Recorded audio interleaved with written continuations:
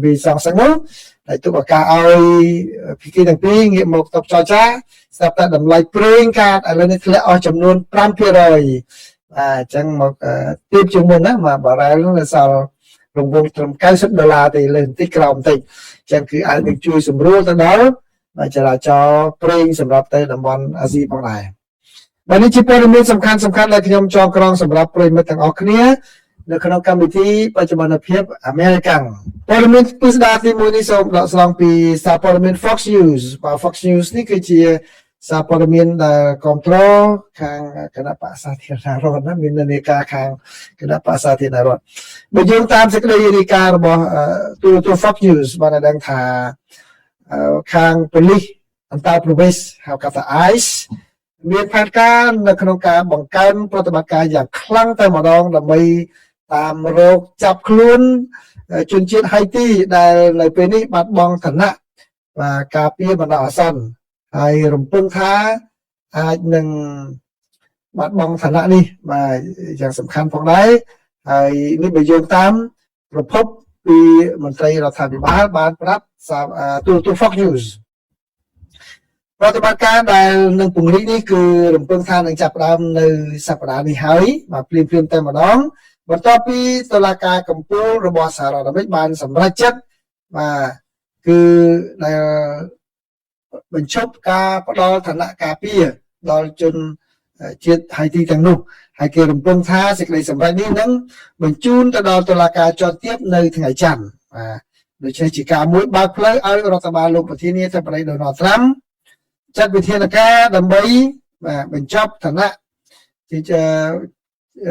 cà phê mà nọ sẵn lại bắt đầu chun chết hai tí chấm luôn chiêng sam sờ bờ nè bây giờ ta bật phục rồi bỏ rồi thà bị ba sạp quan prap tu Fox News ai đang thàรัฐ Ohio នឹងคล้ายជាគោលដៅតាមវិប្រហាតាម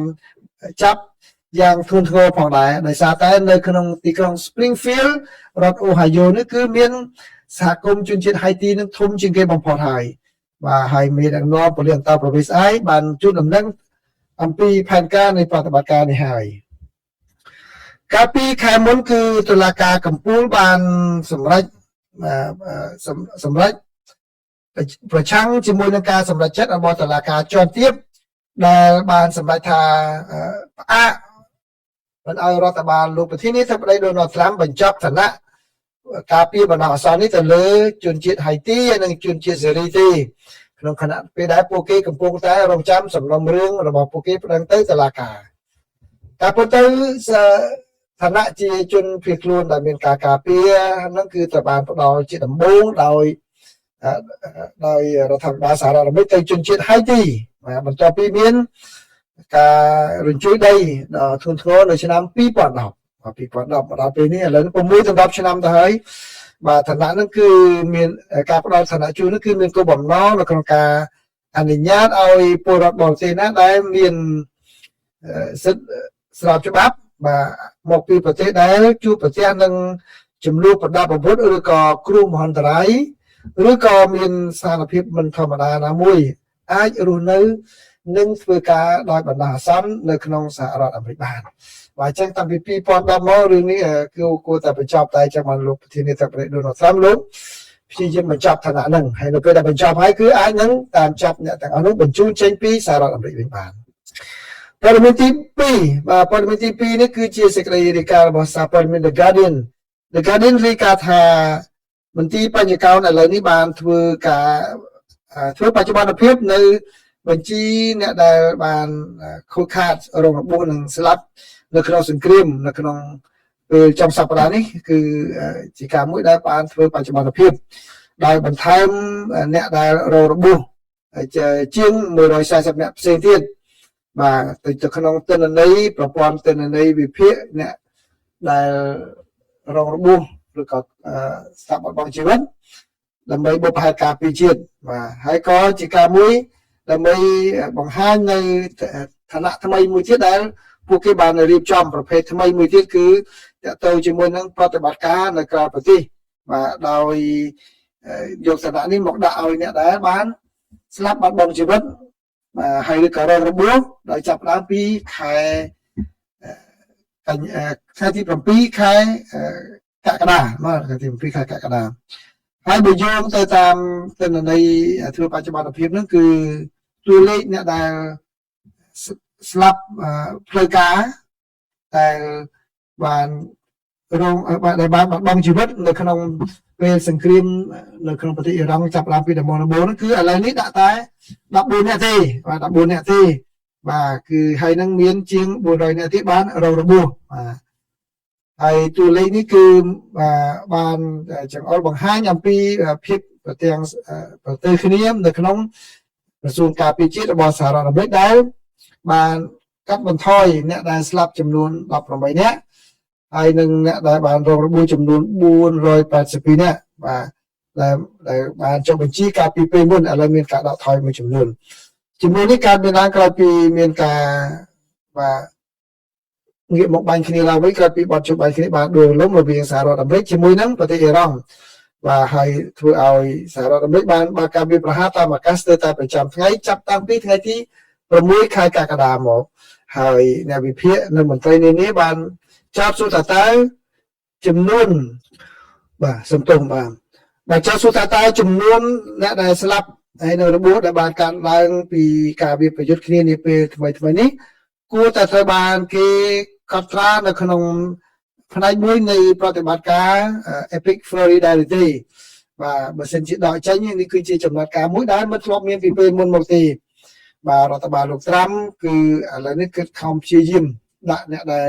ស្លាប់មុនពេលថ្ងៃទី7ខែកក្កដានោះមកក្រុមទៅផ្សេងហើយថ្ងៃទី7ខែកក្កដាមកក្រុមមួយផ្សេងបាទដើម្បីតាក់ទងជាមួយនឹងច្បាប់របស់សង្គ្រាមរបស់សហរដ្ឋអាមេរិកនេះគឺបាទអ្នកដែលពលីក្នុងពេលសង្គ្រាមឥឡូវនេះគឺក្រោយពីសង្គ្រាមបាទដាក់ទីជាដាក់ប្រតិបត្តិការនៅក្រៅប្រទេសវិញបាទបើជាសរុបទៅគឺបើតាមទិន្នន័យអ្នកដែលស្លាប់ចំនួន18នាក់ហើយនឹងបន្ថែមទិន្នន័យថ្មីទៀតនោះគឺចំនួនអ្នកដែលរងរបួសនៅក្នុងប្រទេសអ៊ុយក្រែនសំទោសចំនួនអ្នកដែលរងរបួសនៅក្នុងប្រតិបត្តិការនៅប្រទេសអ៊ីរ៉ង់បាទគឺឡើងទៅដល់624នាក់ហើយបាទគឺតាំងពីថ្ងៃទី28ខែកុម្ភៈមកហើយបាទសមាជិករដ្ឋសភានៃគណៈបកទាំងពីរឥឡូវនេះក៏កំពុងតែធ្វើយ៉ាងណាឲ្យរដ្ឋបាលលោកប្រធានាធិបតីដូណាល់ត្រាំបកស្រាយឲ្យបានច្បាស់ពាក់ព័ន្ធជាមួយនឹងអំណាចនៅក្នុងពេលសង្គ្រាមបាទពីព្រោះអីអំណាចនៅក្នុងសង្គ្រាមគឺលោកប្រធានាធិបតីអាចធ្វើសង្គ្រាមបានតែចំនួន60ថ្ងៃទេបើសិនជាគ្មានការអនុញ្ញាតអំពីសភាហើយ30ថ្ងៃទៀតគឺទៅជា90ថ្ងៃគឺត្រូវតែដកទ័ពចេញឲ្យអស់ពីតំបន់ដែលកំពុងមានការប្រទុះសរាយគ្នានោះព័ត៌មានទី3គឺជាសេចក្តីរាយការណ៍របស់សារព័ត៌មាន Access សារព័ត៌មាន Access បានរាយការណ៍ឲ្យដឹងថាលោកប្រធានាធិបតីនៃប្រទេសអ៊ុយក្រែនគឺលោក Volodymyr Zelensky នឹងជួបគ្នាជាមួយនឹងលោកប្រធានាធិបតី Donald Trump នៅឯសេតាវិមាននៅថ្ងៃអង្គារនេះបាទខាងស្អែកនេះបាទដើម្បីបញ្ជាក់អំពីប្រតិបត្តិការយោធារបស់ប្រទេសអ៊ុយក្រែននេះបើយោងតាមមន្ត្រីសេតាវិមានដែលបានថ្លែងប្រាប់សារព័ត៌មាន Access បាទដំណើរអញ្ជើញមកសហរដ្ឋអាមេរិកដោយរបស់លោក Zelensky ហ្នឹងបាទគឺជាឱកាសមួយដើម្បីឲ្យលោកបានបង្កើនការគ្រប់គ្រងនៅក្នុងរដ្ឋធានី Washington ក្រោយពីមានមរណភាពនៃសមាជិកព្រឹទ្ធសភារបស់សហរដ្ឋអាមេរិកម្នាក់គឺលោក Lindsey Graham បាទដែលជាជើងឯកមួយក្នុងការគ្រប់គ្រងដល់បុព្វហេតុរបស់អ៊ុយក្រែនណាបាទអញ្ចឹងគឺឆ្លៀតឱកាសដែលលោក Zelensky មកចូលរួមបុណ្យសពរបស់លោក Lindsey Graham នោះគឺបាទលោក Trump ក៏មានកំណត់ថាចង់ជួបពិភាក្សាជាមួយនឹងលោក Zelensky ផងដែរបាទអំពីវិធីដែលត្រូវបញ្ចប់សង្គ្រាមនោះដោយរបៀបណា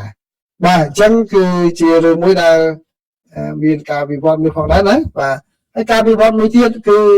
ដោយសារតែសកម្មជនគណៈបក្សសាធារណរដ្ឋដ៏មានប្រជាប្រិយភាពនិងរឹងត្អឹងចំនួន2រូបបានផ្លាស់ប្ដូរជំហរបាទទីមួយគឺលោកស្រី Laura Loomer បាទលោកស្រី Laura Loomer នេះគឺជាសកម្មជនគណៈស្ដាំនិយមរបស់ខាងគណៈបក្សសាធារណរដ្ឋហើយតែពីមុនមកគាត់តែជំទាស់នឹងការគ្រប់គ្រងប្រតិបត្តិការរបស់យោធាសហរដ្ឋអាមេរិកនៅប្រទេសអ៊ុយក្រែននោះស្រាប់តែគាត់បានអញ្ជើញទៅអ៊ុយក្រែនបានជួបសម្ភាសជាមួយនឹងលោក Zelensky កាលពីសប្តាហ៍មុននោះគាត់បានផ្លាស់ប្ដូរជំហរហើយងាកមកគ្រប់គ្រងប្រទេសអ៊ុយក្រែនវិញហើយម្នាក់ទៀតបាទម្នាក់ទៀត គឺឈ្មោះថាធីមភូលលោកធីមភូលហ្នឹងក៏ជាអ្នកដែលគេថាអភិរក្សនិយមនៃគណៈបកសាធារណរដ្ឋផងដែរគណៈបករបស់លោកប្រធានាធិបតីត្រាំណាឥឡូវនេះគាត់បានអញ្ជើញទៅប្រទេសអ៊ុយក្រែនបាទហើយដូច្នេះឥឡូវគាត់ក៏ងាកមកគ្រប់គ្រងអ៊ុយក្រែនវិញដែរដោយលោកស្រីឡូរ៉ាវិញគាត់ថាគាត់ទទួលយកព័ត៌មានឃោសនារបស់រុស្ស៊ីយូរហើយដល់ពេលដែលគាត់មកជួបនឹងសម្ភាសលោកហ្សេនស្គីតាមបណ្ដាញសង្គមអញ្ចឹងទៅគាត់ថាឃើញមានការផ្លាស់ប្ដូរហើយលោកត្រាំវិញក៏បានចែករំលែកនៅបទសម្ភាសដែលអ្នកលេខបណ្ដាញសង្គមពីររូបហ្នឹងបានសម្ភាសជាមួយនឹងលោកហ្សេនស្គីហ្នឹងដោយសរសេរថា very good ល្អណាស់បាទអញ្ចឹងនេះគឺជាការវិវត្តទី3ណាបាទការវិវត្តទី4ហ្នឹងគឺតម្លៃប្រេងបាទតម្លៃប្រេងការឆៅហ្នឹងឥឡូវហ្នឹងគឺធ្លាក់ចុះហើយអស់ 5% ទៀតហើយបាទបន្ទាប់ពីអ៊ីរ៉ង់ហើយនិងសហរដ្ឋអាមេរិកបានផ្អាកការប្រយុទ្ធគ្នាមួយរយៈសិនតាំងពីចុងសប្តាហ៍មកដើម្បីស្វែងរកវិធីដោះស្រាយទំនាស់នេះដោយតាមរយៈការចរចាវិញដូច្នេះតម្លៃប្រេងការឆៅដែលឆ្លងកាត់មកនោះគឺយោងតាមហាង Brent Future Group Future បានឲ្យដឹងថាតម្លៃប្រេងនេះគឺធ្លាក់ក្នុងបរិមាណ $8.89 ឬក៏$5.5 មកនៅត្រឹម$91.89 បាទនៅត្រឹមម៉ោង 9 GMT បាទគឺជាការមួយល្អប្រសើរដែរដែលមានការចាប់អារម្មណ៍បាទទៅលើតម្លៃប្រេងនេះដោយប្រេងនៅខាងរដ្ឋ Texas បាទរដ្ឋ Texas គឺបានធ្លាក់បន្ថែមទៀតមកដល់តម្លៃ$84 ក្នុង1បារ៉ែលបាទហើយខ្លាំងក្នុងរយៈពេលប្រហែលថ្ងៃមុននោះគឺប្រេងនឹងបានឡើងទៅដល់ជិត$100ក្នុង1បារ៉ែលឥឡូវបានធ្លាក់ចុះវិញហើយបាទចឹងសូមអរគុណប្រិយមិត្តទាំងអស់គ្នាបាទអរគុណប្រិយមិត្តទាំងអស់គ្នាដែលបានចូលមកស្ដាប់ការចែករំលែកព័ត៌មានរបស់ខ្ញុំនេះបាទចូលយឺតបន្តិចហើយបាទអញ្ចឹងអូអ្នកបងពុទ្ធីជំរាបសួរអញ្ជើញចូលយឺតជាងគេណាសុកជំរាបសួរហងចន្ទាជំរាបសួរលៀងសំជំរាបសួរស្រេងកឹមលៀងជំរាបសួរព្រំសូនីជំរាបសួរវិទ្យាមានជ័យនិសេជំរាបសួរហនាវីជំរាបសួរបាទលោកពូសុផាជំរាបសួរអញ្ជើញចូលយឺតទីណាយីលៀងមិនយឺតទេការពិតខ្ញុំដូរហ្វាខំមកបាទស្មាយលីកេសាហើយបាទអូខេអមរាក៏ហើយដែរបាទអញ្ចឹងអរគុណប្រិយមិត្តដែលបានចូលមកទទួលយកការចែករំលែកព័ត៌មានបច្ចុប្បន្នភាពអាមេរិកពីខ្ញុំនេះបាទអញ្ចឹងសូមអរគុណសូមជម្រាបលាបាទតាក់ទងជាមួយនឹងខាងអ៊ុយក្រែនជាមួយនឹងកូរ៉េខាងជើងលោកសេលេនស្គីបាននិយាយថារុស្ស៊ីចង់នាំយកលោកសេលេនស្គីបាននិយាយថារុស្ស៊ីចង់នាំយកទាហានកូរ៉េខាងជើងចំនួន 30,000 នាក់ដើម្បីចូលរួមក្នុងចំនួនជាង 4 ឆ្នាំរបស់ខ្លួនជាមួយនឹងរុស្ស៊ីហើយកំពុងរៀបចំទទួលពួកគេហើយនៅក្រោមកតិកាសញ្ញាការពារគ្នាទៅវិញទៅមកកូរ៉េខាងជើងបានបញ្ជូនទាហានប្រមាណ 14,000 នាក់ទៅកាន់តំបន់ Kursk របស់រុស្ស៊ីក្នុងឆ្នាំ2024ដើម្បីជួយទីក្រុងមូស្គូវិបកមកវិញនៅការវាយលុកដ៏ធំនៅក្នុងតំបន់ដោយកងកម្លាំងរបស់អ៊ុយក្រែនលោកសេលេនស្គីបាននិយាយតាមវីដេអូនៅពេលយប់របស់លោកថាការត្រៀមរៀបចំបានធ្វើឡើងនៅក្នុងតំបន់ Voronezh របស់រុស្ស៊ីចាប់តាំងពីខែមិថុនាដើម្បីទទួលកងទ័ពកូរ៉េខាងជើងដោយលោកបានបន្ថែមថារបបផ្ដាច់ការកុម្មុយនីសនេះកំពុងរៀបចំផ្គត់ផ្គង់ដល់ប្រទេសរុស្ស៊ីនៅឧបករណ៍បាញ់បង្ហោះថ្មីសម្រាប់មីស៊ីលប្លង់ផងដែរបាទនេះគឺជាអ្វីដែលលោកសេលេនស្គីបាននិយាយណាបាទចឹងសូមអរគុណប្រិយមិត្តច្រើនដែលបានចូលមកទទួលយកការចែករំលែកព័ត៌មានតាក់ទងជាមួយនឹងអន្តរជាតិមកដែលខ្ញុំបានចោលក្រងសម្រាប់ប្រិយមិត្តទាំងអស់គ្នានេះបាទគឺជាសេចក្តីរាយការណ៍របស់សារព័ត៌មាន The Guardian បាទដែលខ្ញុំសូមដកស្រង់មកជម្រាបជូនប្រិយមិត្តនោះគឺThe Guardian បានរាយការណ៍ដឹងថាអាមេរិកបានផ្អាកការវាយប្រហារទៅលើប្រទេសអ៊ីរ៉ង់មួយយប់ទៀតបាទដែលជាយប់ទី2ខណៈដែលការចរចាផ្នែកការទូតដើម្បីបញ្ជៀសការវិលត្រឡប់ទៅរកសង្គ្រាមទាំងស្រុងបានបន្តនៅថ្ងៃអាទិត្យនេះបាទនៅថ្ងៃអាទិត្យនេះគឺមានការចរចាបន្ថែមទៀតណាបាទលោក Donald Trump ត្រូវបានគេនិយាយថាលោកកំពុងស្លន់ស្លែងពីជំរឿសការទូតនិងយោធានៅក្នុងចំនួនជិត5ខែដោយលោក Benjamin Netanyahu នាយករដ្ឋមន្ត្រីនៃប្រទេសអ៊ីស្រាអែលត្រូវបានគេរំពឹងថានឹងធ្វើដំណើរទៅសេតាវិមាននៅថ្ងៃអង្គារសប្តាហ៍នេះ បាទសប្តាហ៍នេះដោយសារតែអាមេរិកសប្តាហ៍គឺថ្ងៃអាទិត្យហ្នឹងគេចាប់ផ្ដើមសប្តាហ៍ថ្មីហើយបាទនាយករដ្ឋមន្ត្រីអ៊ីស្រាអែលដែលជាអ្នករិះគន់ការចរចារបស់ទីក្រុង Washington បាទជាមួយនឹងមេដឹកនាំរបស់អ៊ីរ៉ង់លោកនេតាញ៉ាហ៊ូស្ថិតក្រោមសម្ពាធនយោបាយយ៉ាងច្រើនដើម្បីបង្ហាញថាយុទ្ធនាការយោធារបស់លោកប្រឆាំងនឹងអ៊ីរ៉ង់និងក្រុមហេស្បូឡាក្នុងប្រទេសលីបង់បានទទួលលទ្ធផលមុនពេលការបោះឆ្នោតដែលគ្រោងធ្វើនៅខែតុលាទីក្រុងតេហរ៉ង់បាននិយាយកាលពីថ្ងៃអាទិត្យថាខ្លួននឹងផ្អាកនៅអ្វីដែលខ្លួនហៅថាការវាយប្រហារសងសឹកប្រឆាំងនឹងសម្ព័ន្ធមិត្តរបស់សហរដ្ឋអាមេរិកនៅក្នុងតំបន់អ្នកនាំពាក្យកងទ័ពលោកម៉ូហាម៉ាត់អាកាមីនីបាននិយាយថាការវាយប្រហារទាំងនេះបានបន្តរហូតដល់2យប់មុនប៉ុន្តែក្នុងរយៈពេល2យប់កន្លងមកនេះខាងសហរដ្ឋអាមេរិកបានបញ្ឈប់ការវាយប្រហាររបស់ពួកគេយុទ្ធសាស្ត្ររបស់យើងផ្ដោតលើការសងសឹកជាសំខាន់យើងក៏បានបញ្ឈប់ប្រតិបត្តិការសងសឹករបស់យើងផងដែរមន្ត្រីជាន់ខ្ពស់នៅក្នុងរដ្ឋបាលត្រាំបានត្រូវបានគេរាយការណ៍ថាបានប្រមានដល់ប្រធានាធិបតីបាទក្នុងនេះគឺប្រាប់វ៉ាន់ប្រមានប៉ុន្តែសូមបន្ថយពាក្យនឹងតិចដាក់ថាបានប្រាប់ទៅដល់ប្រធានាធិបតីអំពីការថយចុះស្តុកអាវុធដែលអាចរារាំងដល់យុទ្ធនាការយោធាដែលមាននិរន្តរភាពនៅក្នុងតំបន់បាទនេះជាព័ត៌មានទី2ហ្នឹងបាទគឺជាសេចក្តីរាយការណ៍របស់ The Guardian ដែរបាទគឺ The Guardian បានរាយការណ៍ដឹងថា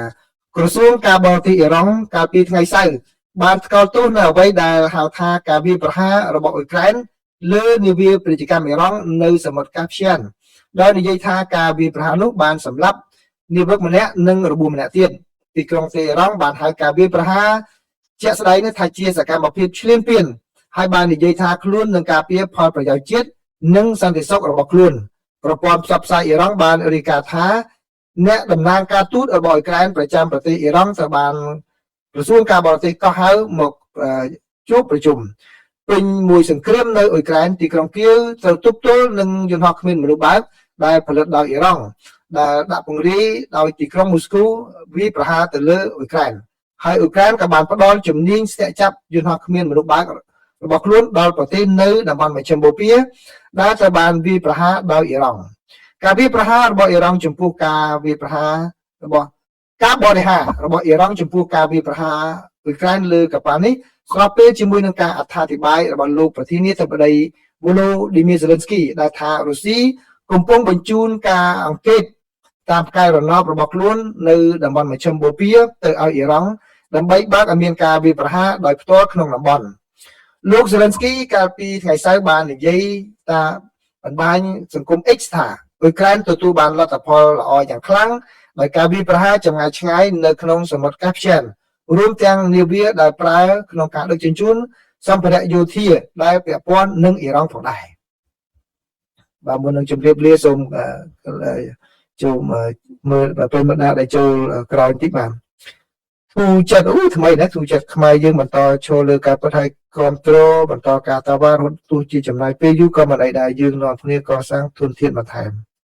សុផលមែនតើសុទ្ធតែគ្នាវាទេលោកពូថៃនិងសៀមសុទ្ធតែគ្នាវាធ្វើដើម្បីក្រឡៃព័ត៌មានបាទថៃធ្វើឈួតចុះវាសឹករាប់មើលអ្នកនោះពិតទេបាទ Christian Light Blessing ជំរាបសួរលោកពូតែអាចទេថៃអាចនឹងយកលេសរំលាយរដ្ឋាភិបាលមុនអាណត្តិដើម្បីពន្យាពេលដោះស្រាយបញ្ហាជាមួយនឹងកម្ពុជាបាទអាចតាមរដ្ឋាភិបាលលោកអនុทินនឹងអាចកាន់អំណាចចប់ឬមិនចប់ទេមិនតែរឿងថៃទេអាចជារឿងសេដ្ឋកិច្ចរឿងផ្ទៃក្នុងរបស់គាត់នឹងច្រើនណាស់កំពុងតែប្រឈមមកកាន់សុកបាទកាន់សុកជំរាបសួរសវណ្ណពៀនមកក៏ជើញយកដែរចន្ទាបចន្ទាបាទ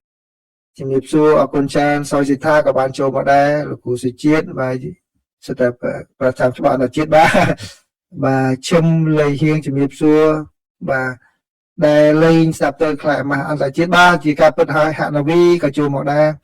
បាទជំរាបសួរបាទជីវិតជាងចម្លាក់បាទសុខសប្បាយប៊ុនយ៉ានបាទជំរាបសួរពីកាបូលបាទកៅកុកលៀងក៏បានជើញចូលដែរជំរាបសួរលោកកំតាពិតទៀតដែលប្រទេសចិនបាទយកទៅមិនអាមេរិកជាប់ដៃនឹងអ៊ីរ៉ង់បាទអរគុណច្រើនខ្ញុំបាននិយាយហើយចិនក៏សប្បាយចិត្តដែលរុស្ស៊ីទុនដៃបាត់បង់ទុនធានច្រើនមហាសាលបាទសកុនសុខបាននិយាយនឹងត្រូវហើយបាទអូខេលោកប៊ុនហៀងក៏បានចូលដែរបាទហើយអ្នកបងប្រធានបានឃើញបាទអរគុណច្រើនបាទចឹងអរគុណប្រិយមិត្តដែលបានចូលមកបាទខ្ញុំសូមជម្រាបលាប៉ុណ្ណេះបាទអ្នកគេហាក់ធ ជាមនីខានចូលសួរបងតាអាមេរិកចាប់ដៃខ្មែរចាននេះពេលនេះមានន័យថាមិនដែរបងមានន័យថាល្អបាទមានន័យថាល្អហើយបាទល្អហ្នឹងល្អមិនល្អគួរឲ្យព្រួយបារម្ភទេបាទល្អគួរឲ្យព្រួយបារម្ភហ្នឹងគឺបានន័យថាបើសិនជាចាប់ដៃអាមេរិក 100% បោះបង់ចោលចិនហ្នឹងគឺ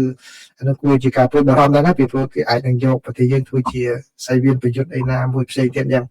បាទទោះបីជាខ្ញុំនៅអាមេរិកមែនក៏ប៉ុន្តែក៏ខ្ញុំតែលើកកម្ពស់ឲ្យទំនាក់ទំនងជាមួយបណ្ដាប្រទេសមហាអំណាចហ្នឹងដោយខ្លាំងខ្លាំងដែរអ្នកខ្លះនៅអាមេរិកគាត់និយាយឲ្យមកអាមេរិក 100% បាទប៉ុន្តែខ្ញុំទោះបីជាខ្ញុំនៅអាមេរិកមែនប៉ុន្តែខ្ញុំយល់ថាស្ថានភាពកម្ពុជានោះគឺมันអាចធ្វើអញ្ចឹងបានទេគាត់ថាយើងត្រូវថ្លឹងរវាងសហរដ្ឋអាមេរិកនិងជាមួយនឹងខាងចិនហ្នឹងបាទជាពិសេសគឺពោលពីនឹងកំពុងតែខ្លាំងហើយយើងមិនអាចនឹងយកមួយចោលមួយនោះគឺអាចនឹងគេប្រើប្រាស់ដល់ប្រទេសយើងទៅជាសៃវៀនអីផ្សេងឯងយើងខ្លាចទៅជារងគ្រោះយើងត្រូវចេះថ្លឹងបាទពេលហ្នឹងបាទនិយាយរួមបើនិយាយឲ្យមួយម៉ាត់ដោយខ្លីខ្ញុំជឿថាពេលបាត់មួយចំនួនមិនពេញចិត្តនឹងអ្វីដែលខ្ញុំនឹងនិយាយប៉ុន្តែខ្ញុំនិយាយការពិតគឺបាទគឺតាមគោលនយោបាយសម្ដេចព្រះនរោត្តមសីហនុពេលជំនាន់ដែលលោកថ្លឹងថ្លែងបានល្អពេល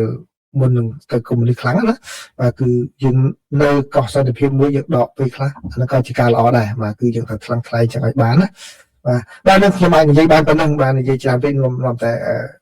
មានការអន់ចិត្តឬក៏ខុសអីច្រើនបាទចឹងសូមអរគុណលោកស៊ីថាក៏អញ្ជើញចូលដែរណាបាទអរគុណណាបាទអរគុណមកសូមគ្រប់លាប្រិយមិត្តទាំងអស់គ្នាបាទជួបគ្នានៅក្នុងកម្មវិធីបច្ចុប្បន្នភាពអាមេរិកាំង